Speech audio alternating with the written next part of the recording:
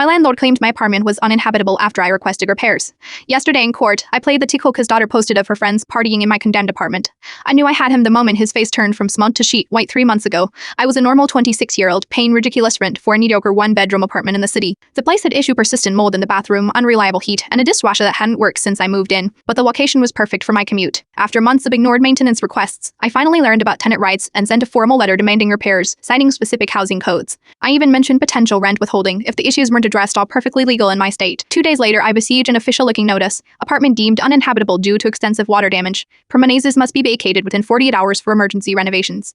I was stunned. There was no water damage. This was clearly retaliation for my repair requests. Way to force me out, so he could increase the rent for the next tenant when I called my landlord. Mark. He was sympathetic but firm. It's completely unsafe flat mold, structural issues from the water damage. I'm actually doing you a favor by letting you out of your lease without penalty. Can I at least get my security deposit back today then? I asked. Well, we'll need to assess damages first, he hedged. Could take a few weeks. Something felt very wrong. I reached out to a tenant advocacy group who connected me with a pro bono attorney. She confirmed my suspicions. This was a classic retaliatory eviction. While gathering evidence for our case, I remembered that Mark's college-age daughter Amber occasionally helped with rental showings. We chatted briefly when I signed my lease, and I recalled she was big into social media. On a hunch, I searched for her on TikTok. Jackpot. 3 days after I was evicted for uninhabitable conditions, Amber had posted a video captioned, "Dad, let me use the empty apartment for my birthday. Number apartment party, number city views." The video showed at least 15 people dancing in my former living room, drinking from my kitchen counters, and taking Ani on my balcony. The apartment looked perfectly fine. No signs of water damage, no construction, not even a repair person in sight. She'd even tagged the location with the building's address. I knelt the video immediately and sent it to my lawyer, who almost couldn't believe our luck. Fast forward to yesterday's housing court hearing. Mark arrived with his attorney, confidently presenting fabricated inspection reports about severe water damage and structural concerns. He expressed regret about the unfortunate timing following my repair requests, but insisted the eviction was solely for safety reasons. The judge seemed sympathetic to his position until my attorney said, "Your Honor, we like to present evidence that the apartment was never uninhabitable." She connected her lap to the courtroom display and played Amber's TikTok. The artwork clearly showed the party happening days after my eviction. Mark's attorney tried to object, but the judge waved him off, watching with increasing disbelief. Then came the moment I'll never forget. My attorney paused the video on a frame showing Amber and her friends taking U-Balm in the bathroom. The supposedly mold-infested bathroom that made the apartment a serious health hazard. "Mr. Peterson," the judge said slowly,